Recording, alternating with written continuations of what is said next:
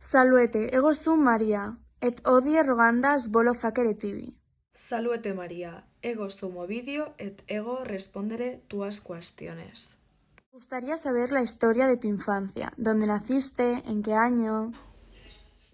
Mi infancia comienza en la preciosa ciudad de Sulmona en el año 43 a.C. Mi padre se dedicaba a las fincas y yo me fui a Roma a estudiar artes de la política.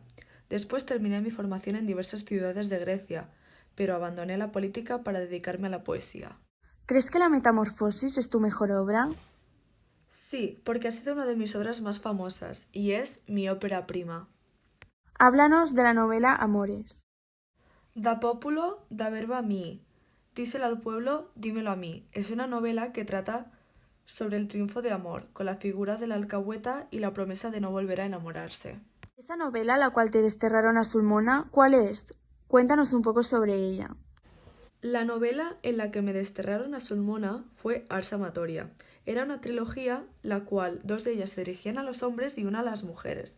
Explicaba las maneras de seducir, cómo vestirse para la ocasión, etc. Durante mi destierro hice muchas más obras, como Las Tristes, que eran cartas sin destinatario.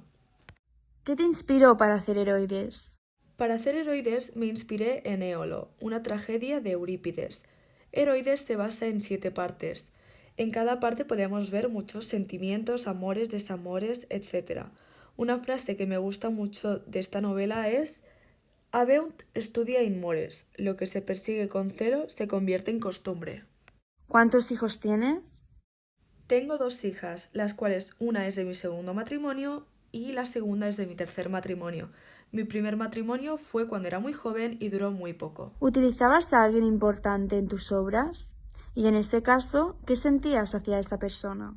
Utilizaba a una mujer llamada Corina, pero era una relación ficticia. De esa manera podía tratar temas como la celosía y la infidelidad.